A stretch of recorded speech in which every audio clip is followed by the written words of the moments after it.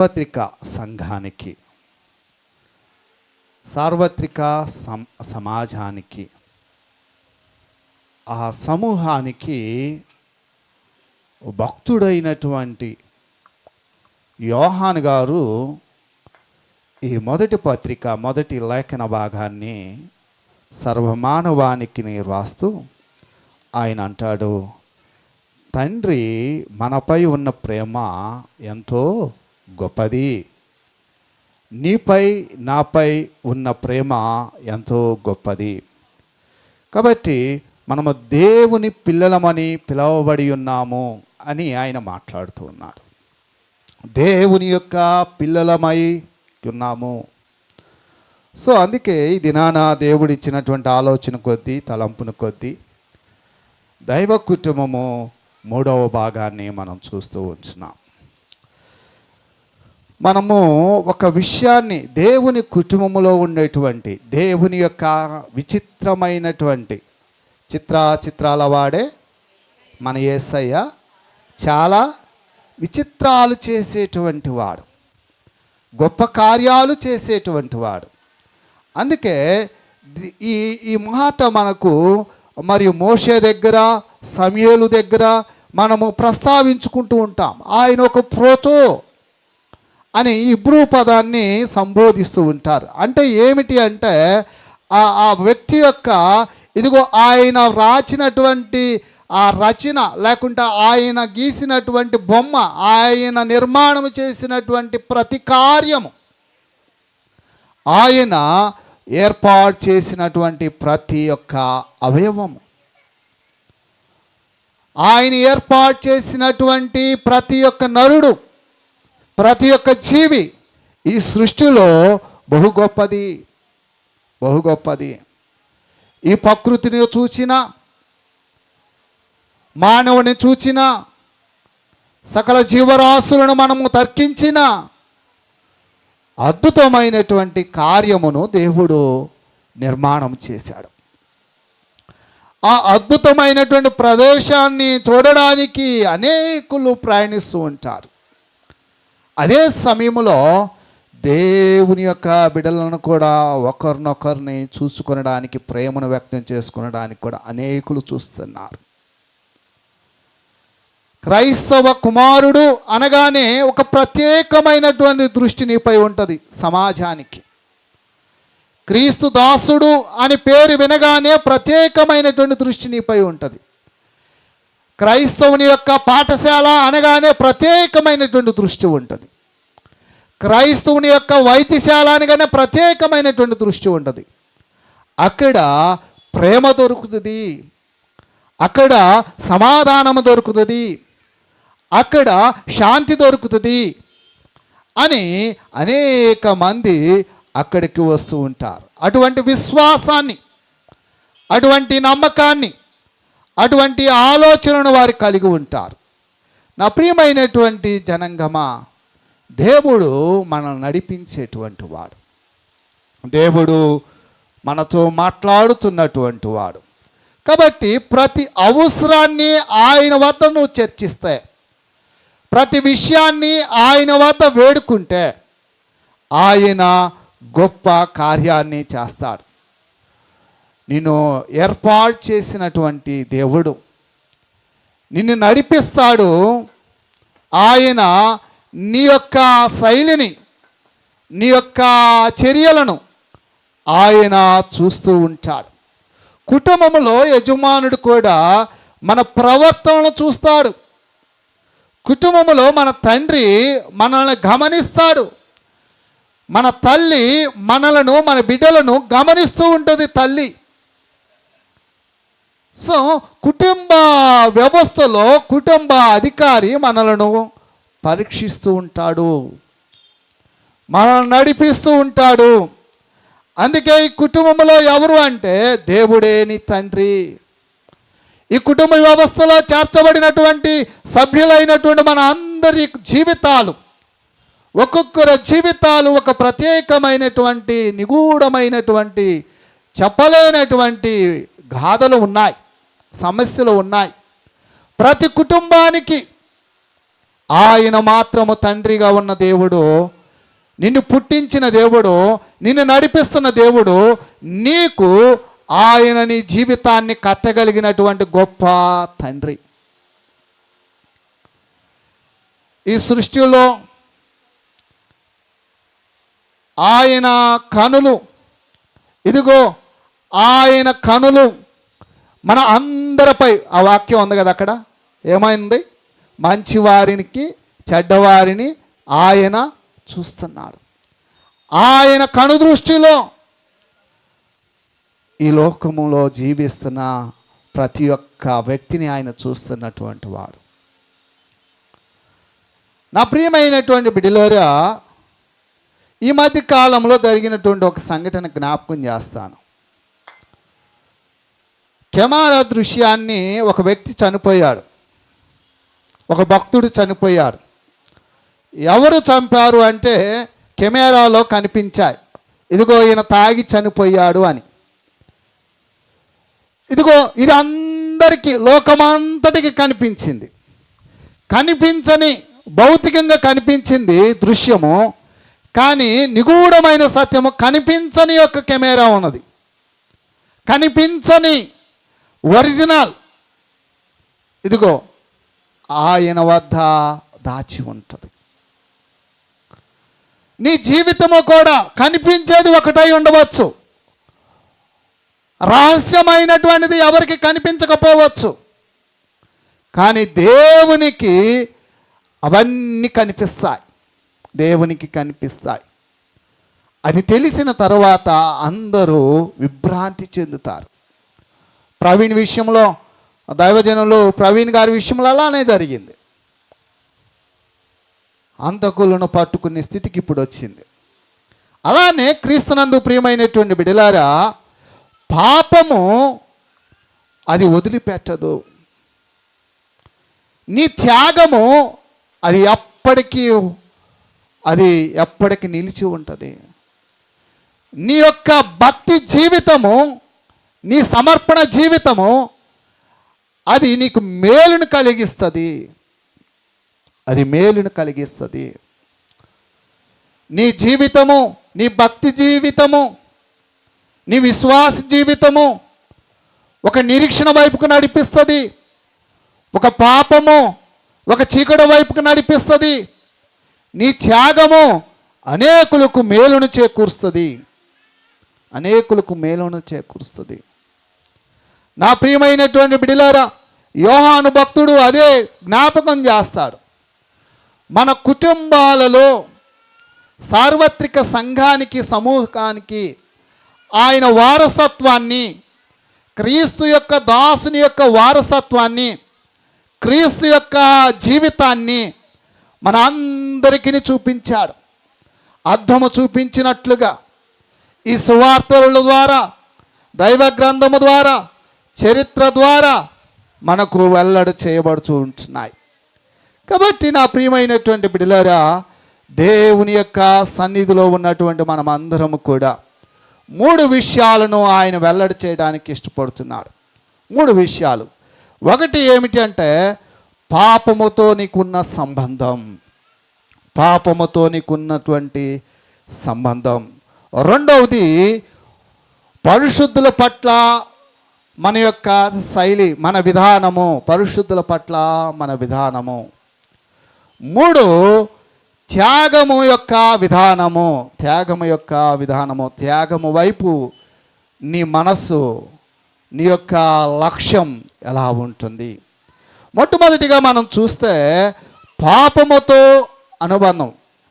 పాపముతో ఉన్నటువంటి అనుబంధము ఎలాంటిది అంటే అక్కడ మంచి చెడును చూపిస్తూ ఉంటుంది.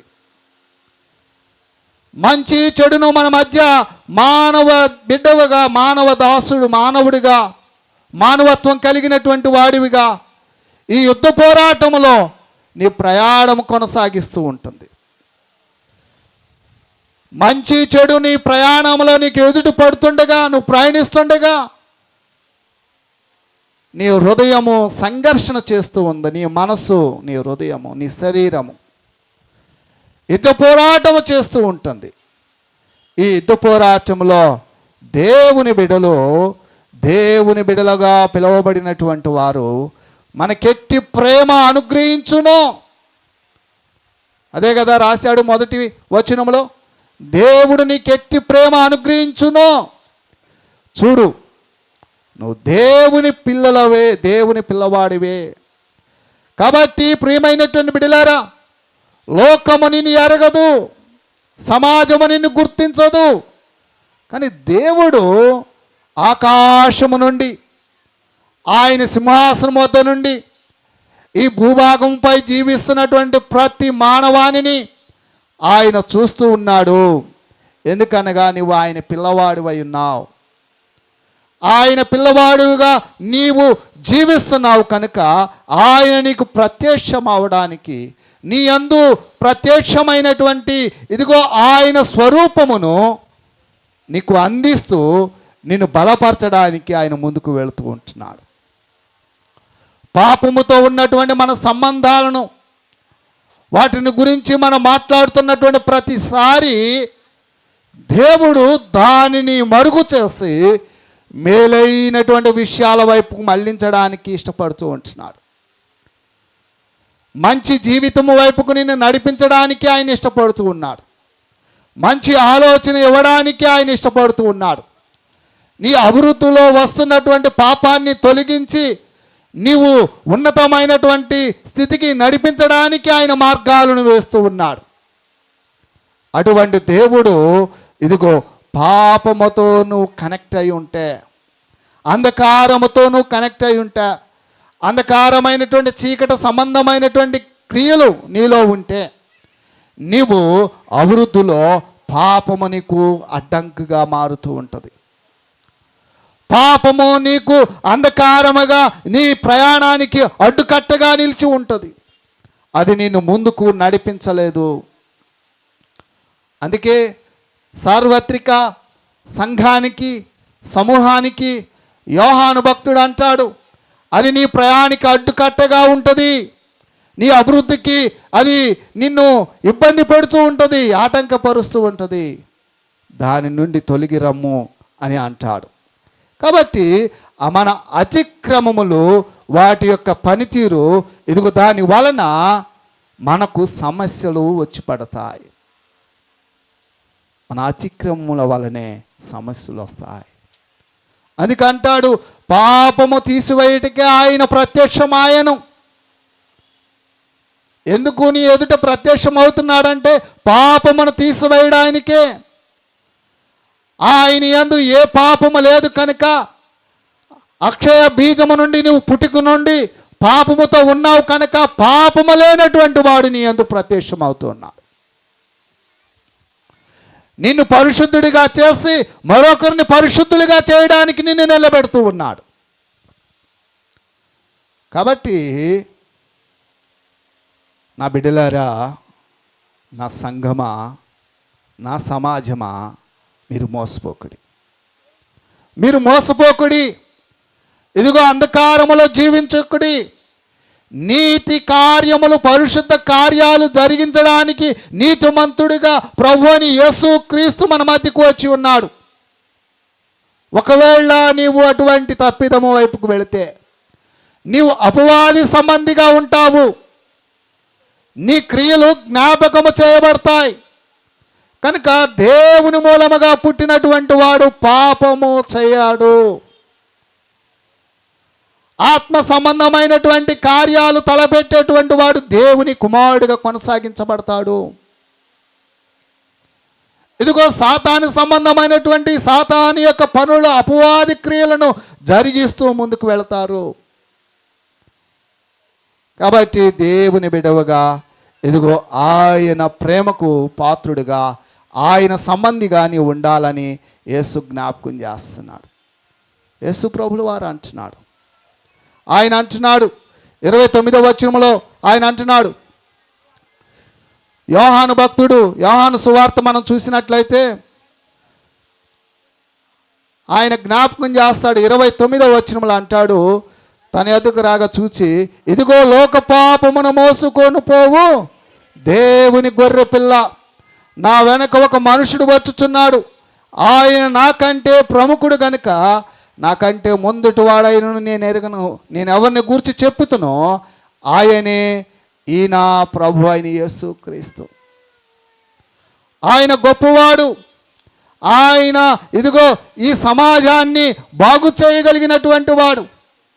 ఆయన ఇదిగో ఈ నీటిలో ఎలాగ బాప్తిజం తీసుకుంటున్నాడో తిరిగి మరణ పునరుద్ధానుడిగా నిలిచేటువంటి గొప్ప ఉన్నతమైనటువంటి దేవుడు. ఆయనే సైన్యములకు అధిపతికి యెహోవా. ఆయనే సర్వభౌమ అధికారము కలిగినటువంటి తండ్రి. ఆయనే సకల జీవరాశులను పోషిస్తున్నటువంటి పోషణకర్త. కనుక ఆయనను మీరందరూ చూడాలని జ్ఞాపకం చేస్తున్నాడు. మీరందరూ అటువంటి రక్షణలో నిలబడాలని జ్ఞాపకం చేస్తున్నాడు. మీరందరూ అటువంటి రక్షణ భాగ్యాన్ని పొందుకోవాలని ఆయన జ్ఞాపకం చేస్తున్నాడు. అందుకే పాపానికి శిక్ష ఏమిటంటే ఆయన అంటాడు, పాపము అనవచ్చు జీతము మరణము. అయితే దేవుని కృపావరం మన ప్రభు అయిన యేసు క్రీస్తునందు నిత్య జీవము కలుగును. కాబట్టి నా ప్రియమైన తల్లి, పాపము వలన మరణము వస్తుంది. కాబట్టి పాపం యొక్క దౌర్భాగ్యమైన స్థితిలో నుండి బయటికి వెళ్ళాలని ఆయన జ్ఞాపకం చేస్తాడు. రోమా 6:19 అంటాడు. రోమీయులకు రాస్తున్నటువంటి పత్రిక అపోస్తుడైనటువంటి పౌలు 6:19 అంటాడు, మీ శరీర బలహీనతను బట్టి మనుష్య రీతిగా మాట్లాడుచున్నారు. ఏమనగా అక్రమ చేయుటకై అపవిత్రతకును అక్రమమునకును మీ అవయములను దాసులుగా ఎలాగూ అప్పగించుతురో అలాగే పరిశుద్ధత కలుగుటకై ఇప్పుడు మీ అవయములను నీతికి దాసులుగా అప్పగించుడి. నీతి వైపు చూడు. ఈ పాపం అనేటువంటి దానిని వదిలివై. అప్పుడు రక్షకుడు నీ పట్ల అద్భుతమైనటువంటి కార్యాలు చేస్తాడు. అద్భుతమైనటువంటి నీ కొరకు నా కొరకు ప్రాణం పెట్టినటువంటి ప్రభు అయిన యేసు క్రీస్తు ఆయన అద్భుతమైనటువంటి కార్యాలు చేస్తాడు. క్రీస్తు రాయబారులుగా తయారు చేస్తాడు. క్రీస్తు పనివాడిగా తయారు చేస్తాడు. క్రీస్తు ప్రేమను పంచేవాడిగా తయారు చేస్తాడు. క్రీస్తు ప్రేమలో అనేకులను ఆకర్షించేటువంటి వ్యక్తివిగా, వక్తువుగా, బలమైన దాసుడుగా, ఉన్నతమైన స్థితి కలిగినటువంటి వ్యక్తివిగా ఆయన నిన్ను నిలబెడతాడు. ఎందుకంటే దేవునితో సమాధాన పడినటువంటి క్రీస్తు పక్షముగా నిలిచినటువంటి ప్రతి వారిని ఆయన బలవంతులుగా చేస్తాడు. చప్పట్లు కొట్టిండి ఒకసారి. నువ్వు బలహీనురాలనుకుంటావేమో, క్రీస్తు పరిశుద్ధతలో చేర్చబడినట్టు నిన్ను ఆయన పరిశుద్ధుడైనటువంటి నీతిమంతుడిగా, బలవంతుడిగా నిన్ను నిలబెట్టడానికి ఇష్టపడుతున్నాడు. అటువంటి దేవుడు, అటువంటి వ్యక్తి ఆయన నిన్ను పాపము లేనటువంటి వాడిగా చేయడానికి ఇష్టపడుతున్నాడు. కాబట్టి ఆయనే మన అందరి నిత్యము, ఆయనే పాపిగా ఆయన కల్వరి వైపుకు వెళ్ళాడు. ఆయనే బలహీనుడిగా కల్వరిలో నిల్చున్నాడు. నా ప్రియమైనటువంటి బిడ్డలారా, ఈ పాపపు శక్తి నుండి ఇదిగో నీవు గొప్ప యోగ్యకరమైన జీవితాన్ని పొందుకోవాలి. గొప్ప శక్తివంతుడుగా నిలబడాలి. ఈ పాపపు శక్తి నుండి నీవు ఆధ్యాత్మికమైనటువంటి అభివృద్ధిలోనికి రావాలి. ఈ పాపపు బలహీనతను పారత్రోలాలి. ఒకవేళ మొదట అందరూ పాపములో నుండి వచ్చినటువంటి వారమే, అపవాది సంబంధులమే. కానీ దేవుడు నిన్ను పిలుస్తున్నాడు. అపవాదికి ఎలా బలి అయిపోయావు? అపవాది చిక్కుల్లో నుండి ఇక బయటికి రా. అంధకార సమస్యల నుండి బయటికి రా. అంధకారమైనటువంటి తెలియని రోగముతో బాధపడుతున్నటువంటి నువ్వు బయటికి రా. ఆర్థిక ఇబ్బందుల్లో ఉన్నటువంటి నువ్వు బయటికి రా. ఇదిగో నిరుద్యోగి లేక వీధి సంచారం చేస్తున్నటువంటి నువ్వు బయటికి రా. మీ సమస్యలన్నిటికీ పరిష్కారం ఇక్కడ జరుగుతూ ఉంటుంది.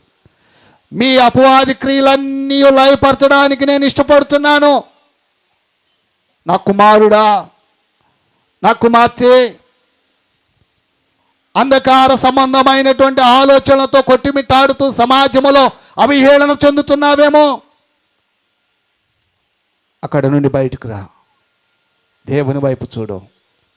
దేవుని నీతిని పట్టుకో, పరిశుద్ధతలోనికి రా. ఇదిగో ఆ చీకటిలో నుండి విముక్తి పొందడానికి, నువ్వు మార్పు చెందగలగడానికి ఆశ నీలో కలిగితే, ఆ తలంపు కలిగితే, నిన్ను అత్యధికముగా ఎదిగించడానికి, నిన్ను అభివృద్ధి చేయడానికి ఆయన ఇష్టపడుతూ ఉంటున్నాడు. అందుకే అంటాడు, కొలసీలకు రాసినటువంటి పత్రిక 1వ అధ్యాయము 13వ వచనములో అంటాడు, ఒకసారి చదవండి.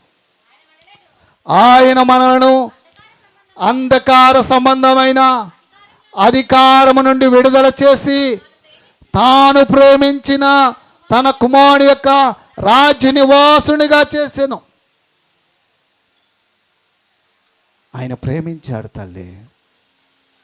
ఆయన ప్రేమించి నిన్ను పరిశుద్ధుడిగా ఉంచి నీతిమంతురాలుగా తయారు చేసి ఆయన సంఘములో వెలిగించబడేటువంటి బిడ్డగా నేను నిలబెడుతున్నాడు. నిన్ను నిలబెట్టాడు, నిన్ను ఏర్పాటు చేసుకున్నాడు. ఇదిగో దయ్యానికి సంబంధించినటువంటి దృశ్యము 6:12 అంటాడు. రోమియోలకు రాసినటువంటి పత్రిక 6వ అధ్యాయం 12వ వచనంలో అంటాడు. 6వ అధ్యాయం 12వ వచనం, శరీర దురాశలకు లోబడినట్లుగా చావునకు లోనైన మీ శరీరమందు పాపమును యాలనీయకుడి, పాపమును సాధనముగా చేసుకొనకండి. అది ప్రాక్టీస్గా, అది కంటిన్యూగా దాని సాధనములో ఉండకండి. సర్వసాధారణంగా తప్పులు జరుగుతూ ఉంటాయి, పాపాల్లో చిక్కుకొని ఉంటావు, యుద్ధ పోరాటంలో ఇరుక్కొని ఉంటావు. దాని నుండి బయటికి రా. అందుకే యోహాను భక్తుడు 3:9 అంటాడు, దేవుని మూలముగా పుట్టిన ప్రతి వానిలో ఆయన బీజము నిలచును, ఆయన శక్తి నిలచును. వాడు పాపము చేయువాడు, వాడు చేయడు, వాడు దేవుని మూలముగా పుట్టినవాడు కనుక పాపము చెయ్యజాలడు. సార్వత్రిక సమాజానికి, ఆయన బిడలనబడుతున్నటువంటి వారందరికీ కూడా ఆయన జ్ఞాపకం చేస్తూ ఉంటున్నాడు. ఇది ఫ్రీక్వెన్స్ సమస్య కాదు, ఇది ఒక సమస్యే కాదు. కాబట్టి ఈ సమస్యలో నుండి బయటికి రావాలని, ఆయన కృపను పొందుకోవాలని, ఆయన దయను పొందుకోవాలని, ఇదిగో ఆయన విశ్వాసులైనటువంటి నీవు ఆయనపై దృష్టి పెట్టాలని దేవుడు జ్ఞాపకం చేస్తూ ఉంటున్నాడు. అందుకే ఇశ్రాయేలు ప్రజలు ప్రతి దినము కూడా యెరూషలేము సన్నిధికి వెళుతూ ఒక్కొక్క మెట్టుకు వెళుతున్నప్పుడు ఆ దేవాలయాన్ని, ఆ సుందరమైనటువంటి దేవాలయాన్ని చూసినప్పుడు వారికి ఉన్నటువంటి సమస్యలన్నీ జ్ఞాపకం చేసుకుంటూ యాత్ర కీర్తన పాడుతూ ఆయన ఒక మాట అంటూ ఉంటాడు. 30వ కీర్తనలో అంటాడు, యెహోవా అగాధ స్థలములో నుండి నేను నీకు మొరపెడుచున్నాను, అగాధ స్థలాలలో నుండి నీకు మొరపెడుచున్నాను, నా ప్రార్థన ఆలకించువాడా, నా చెవి యొక్క అర్ధన ధ్వని విను. నా ప్రియమైన తల్లి, ఆయన నీ ప్రార్థన వినడానికి ఇష్టపడుతున్నాడు. అదిగో నీకు ఆయన క్షమాపణ, నిన్ను క్షమించడానికి ఇష్టపడుతున్నాడు. నువ్వు అంధకారములో, ఇక్కటలో అనేకమైన సమస్యలు నేను వెంటాడుతూ, ఇదిగో నేను పాపినని బాధపడుతుంటే నేను క్షమించాను అని ఆయన జ్ఞాపకం చేస్తున్నాడు. నా యందు భయభక్తులు కలిగినటువంటి వారులారా, ఇదిగో నేను మిమ్మల్ని క్షమించాను. కనుక దేవుని మీద ఆశ పెట్టుకున్నటువంటి ప్రతి ప్రాణిని ఆయన కనిపెడుతూ, ఆయన చూస్తూ, ఆయన కనుదృష్టిని వైపుకు మళ్ళించి, ఇదిగో ఆశ కలిగినటువంటి వారందరికీ ఆయన ఉచితమైన కృపను ధారాళంగా ఇస్తూ, నీ దోషములన్నిటిని తీసివేసి మనలందరినీ కూడా విమోచిస్తున్నాడు, విడుదల చేస్తున్నాడు, విముక్తిని కలగజేస్తున్నాడు, ఆనందాన్ని కలగజేస్తున్నాడు. నువ్వు సంతోషంలోనే ఉంటున్నావేమో, ఆనందంలోనికి రమ్మని ఆయన జ్ఞాపకం చేస్తున్నాడు.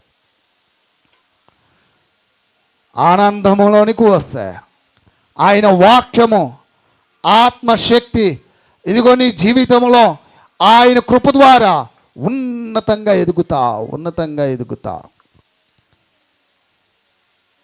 అపవాది సంబంధమైనటువంటి ఎదుగుదల ప్రత్యేకమైనదైతే, ఆత్మ సంబంధమైనటువంటి ఎదుగుదల ఒక గొప్పది, ఉన్నతమైనటువంటిది.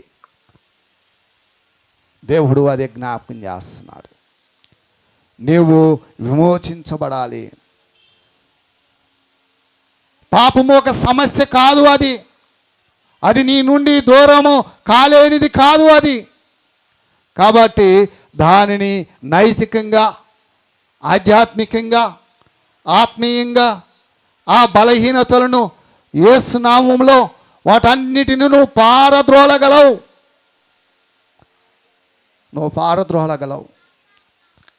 కాబట్టి ఆయన అంటున్నాడు, వ్యక్తిగత యుద్ధంలో ఉన్నావేమో, ఆ యుద్ధాన్ని ఎదుర్కొంటావు. వ్యక్తిగత పర్సనల్గా చెప్పుకోలేనటువంటి బలహీనతలు నీలో ఉన్నాయేమో, కానీ వాటినన్నిటినీ దేవుని వద్దకు వచ్చి మొరపెడితే అంగీకరిస్తాడు ఆయన, క్షమిస్తాడు ఆయన. ఎందుకంటే కృపనిచ్చినటువంటి వాడు సర్వమానవానికి ఆయన ఉచితమైన కృపను అందించినటువంటి వాడు. ఆయన రక్తాన్ని ధారపోసినటువంటి వాడు ప్రతి మానవానికి.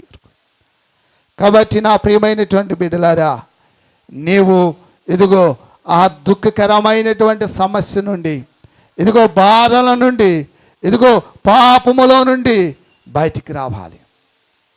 అందుకే అంటాడు స్పర్జన్ గారు అంటాడు, పాపము వలన సిగ్గు, అవమానము, నిందలు కలుగుతాయి.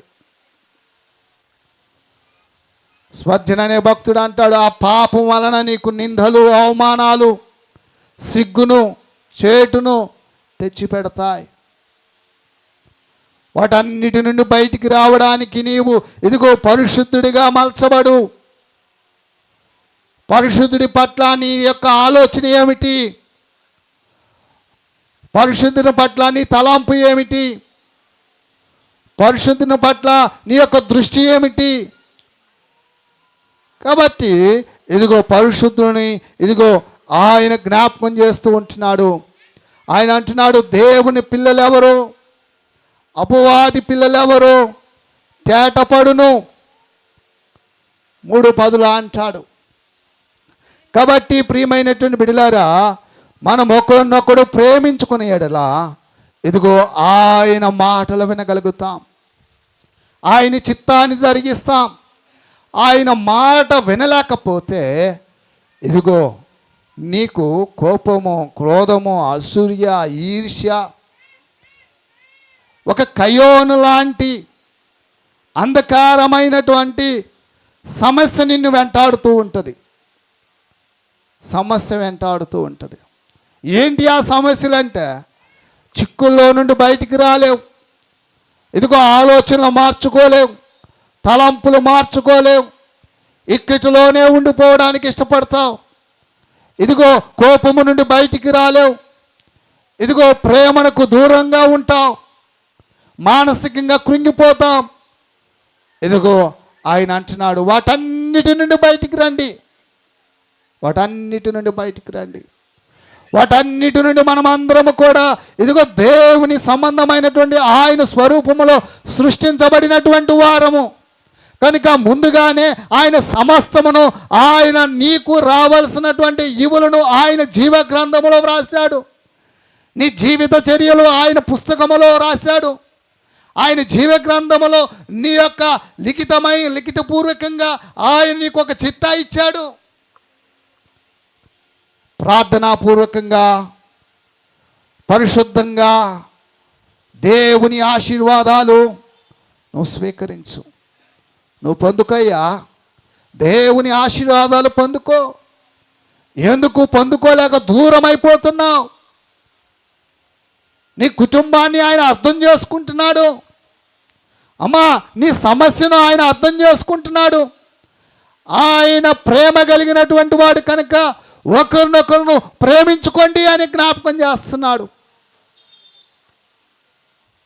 ఒకరినొకరిని ప్రేమించుకోండి అమ్మా.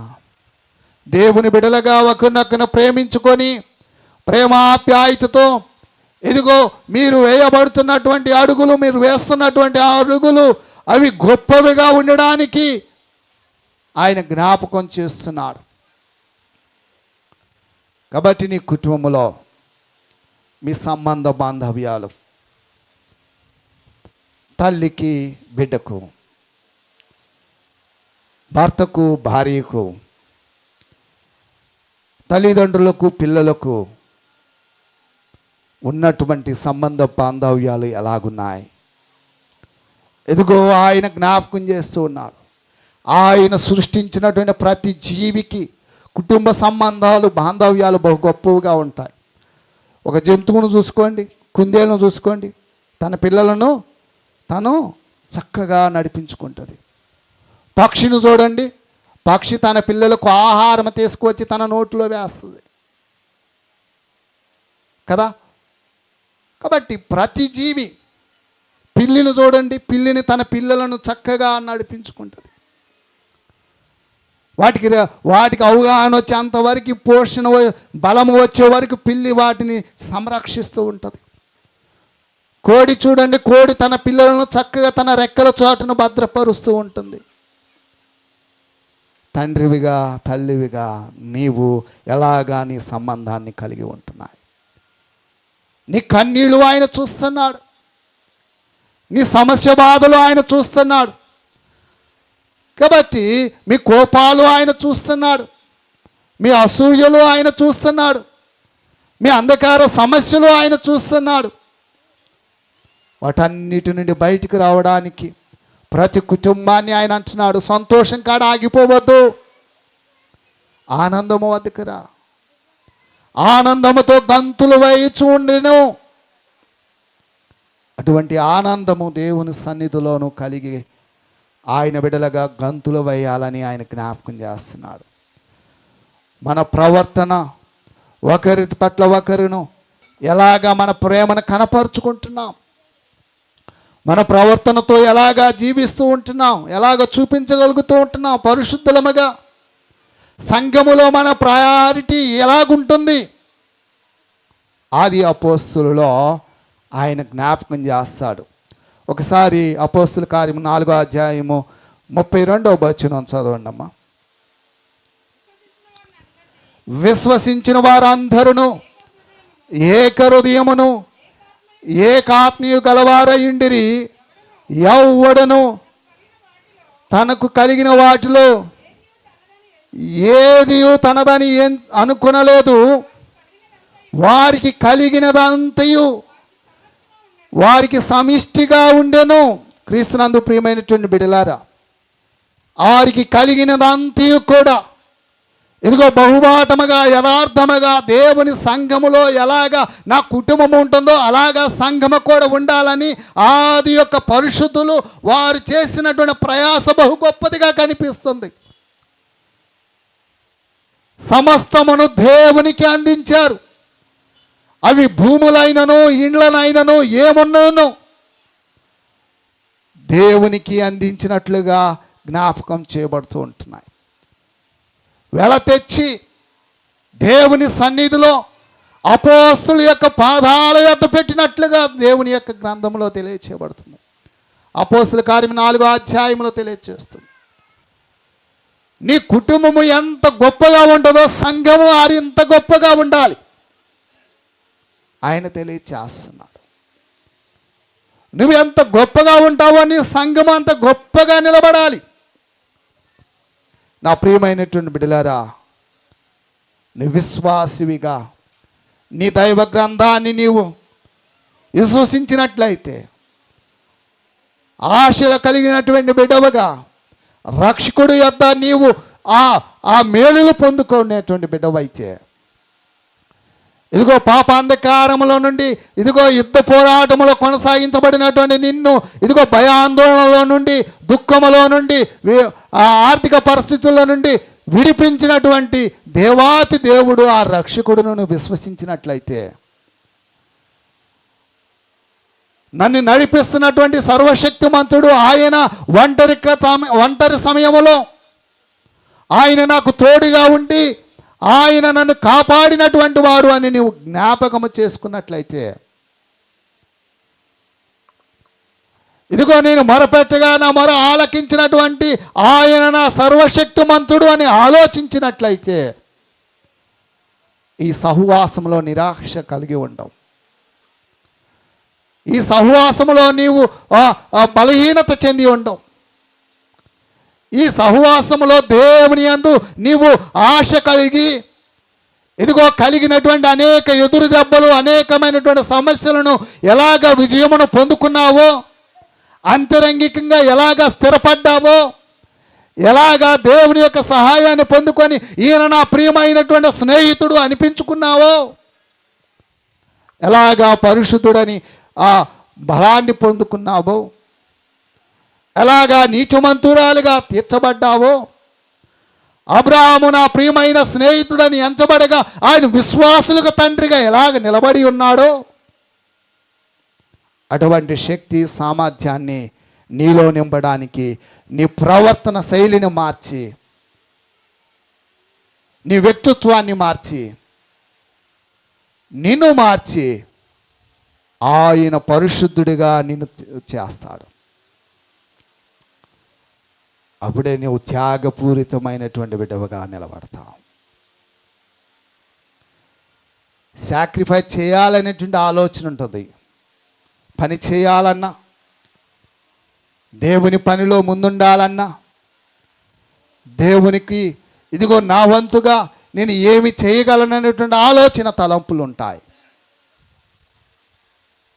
నా ప్రియమైనటువంటి తల్లి, చివరిగా నేను ముగిస్తాను. ఆయన అంటున్నాడు 3:16 అంటాడు. 3:16 మొదటి యోహాను పత్రిక 3:16 అంటాడు,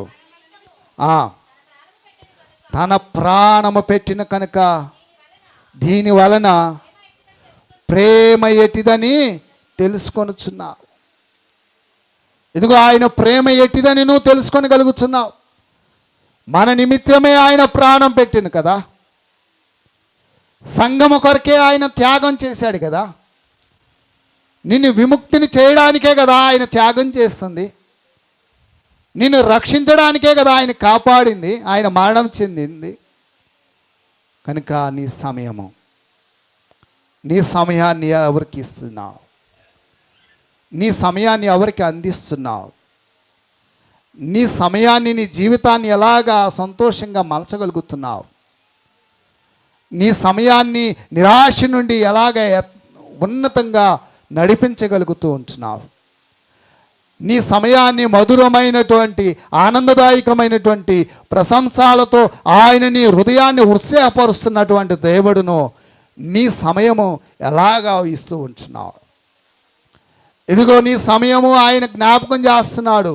నా ప్రియమైనటువంటి విశ్వాసి, నా ప్రియమైన స్నేహితుడా, మీ జీవితాన్ని మధురముగా మార్చడానికి ఇదిగో పరిశుద్ధాత్ముడిగా శక్తిని నేను అనుగ్రహించి ఆదరణకర్తను బట్టి మీరందరూ కూడా చిరునవ్వులతో, ఉల్లాసముతో ఇదిగో మీ జీవితాలను మస్కబారినటువంటి జీవితాల చీకటిలో ఉన్నటువంటి ఈ మస్కబారినటువంటి చీకటి నుండి ఈ తెల్లని పరిశుద్ధమైనటువంటి ఈ జీవితాన్ని రాబోయే దినములకును ఇదిగో మీ అవసరాలను తీర్చడానికి నిత్యము నేను సహకారుడుగా ఉన్నాను, సహాయకుడిగా ఉన్నాను. అగాధ స్థలములను పడిపోయినను మొరపెట్టగా నేను ఉత్తరం ఇచ్చేటువంటి ఇదిగో దీనుడుగా ఉన్నాను. కాబట్టి నా ప్రియమైనటువంటి బిడ్డలారా, సత్య సంబంధమైనటువంటి వ్యక్తిగాను నిలబడాలని ఆయన అంటూ ఉంటున్నాడు. నా పిల్లలారా, నా మాట ఆలకించండి. నా పిల్లలారా, ఇదిగో క్రియతో సత్యముతో ప్రేమను కలిగి ఉండండి. నా పిల్లలారా, మీరందరూ కూడా ఇదిగో ఆయన ఉన్నతమైనటువంటి వాడు కనుక మన హృదయంలో యోగ్యుడిగా ఈ హృదయం అనేటువంటిది దేవాలయముగా మలచగలిగినటువంటి వాడు కనుక, కాబట్టి మీరందరూ దోషారోపణ చేసుకొనక ధైర్యము కలిగి దైవ చిత్తాన్ని జరిగించేటువంటి ఆత్మ సంబంధమైనటువంటి బిడ్డలుగా ఆయన ఆజ్ఞలను గైకొని నడువుడి. ఆయన ఆజ్ఞలను గైకొని నడు. ఇశ్రాయేలు వినుము, నా మాటలను నా కట్టడలను మీరందరూ కూడా పాటించుడి. నా ప్రియమైనటువంటి కుటుంబమా, నువ్వు పరిశుద్ధుడిగా ఉండడానికి ఆయన గొప్ప కార్యాలు చేశాడు. నువ్వు పరిశుద్ధురాలుగా నిలవడానికి, త్యాగపూరితమైన జీవితాన్ని కలిగి ఉండడానికి ఆయన స్వరూపాన్ని నీకు త్యాగం చేసి ఆయన మరణం చెంది నీ వైపు చూస్తున్నాడు. ఎప్పుడు నువ్వు దేవుని బిడ్డగా మలచబడతావు, ఎప్పుడు దేవుని కుమార్తెగా ఉండగలుగుతావు, ఎప్పుడు నా కుటుంబంలో సత్యప్రేమలో పాలిభాగస్తురాలై ఉంటావు, ఎప్పుడు ఒకరినొకరిని ఆదరణ కలిగి ఉంటారు, ఎప్పుడు ఒకరినొకరిని ప్రేమించుకొని కలిగి ఉంటారు, ఎప్పుడు మీ యొక్క ఆ నడకలు ఉన్నతంగా ఉండగలుగుతాయి. దేవుడు తెలియచేస్తున్నాడు. ఆయన నీ కొరకే ప్రాణం పెట్టినటువంటి దేవుడు, నిన్ను నన్ను రక్షించినటువంటి దేవుడు. అందుకే ఆయన కుమారుడుగా నిన్ను పిలిచాడు. నువ్వు ఒకప్పుడు ఎక్కడో ఉన్నావు, నీ స్థితి ఏమిటి, నీ గమ్యం ఏమిటి, గమ్యము తెలియక సంచరిస్తున్నటువంటి నీకు గమ్యాన్ని చూపించినటువంటి నజరేయుడైనటువంటి ప్రభువు అయిన యేసు క్రీస్తు ఆయన అంటున్నాడు, నిరీక్షణ కలిగి నీ లక్ష్యం వైపు ప్రయాణించు. నువ్వు ఎదుగుదల అవ్వాలి, నువ్వు గ్రోత్లో ఉండాలి, ఉన్నతంగా ఉండాలి, నా సింహాసనం మీద ఉండాలి, నా రాజ్య సంబంధమైన వ్యక్తిగా ఉండాలి, నువ్వు దేవుని నామాన్ని మహిమపరిచేటువంటి బిడ్డగా ఉండాలని దేవుడు తెలియజేస్తున్నాడు. తల వంచుకుందాం, ప్రార్థన చేసుకుందాం. యేసయ్యా నీకు వందనాలు, నా పరిశుద్ధుడానికి స్తోత్రాలు. ఎనలేని ప్రేమను నా పట్ల చూపి నన్ను నడిపిస్తున్నందుకు నీకు కృతజ్ఞతాస్తుతులు చెల్లిస్తూ ఈ మాటలు దీవెనకరంగా ఆశీర్వాదకరంగా ఉండడానికి సహాయమును దయచేయమని క్రీస్తు పేట అడుగుచున్నాం పరమ తండ్రి. ఆమేన్.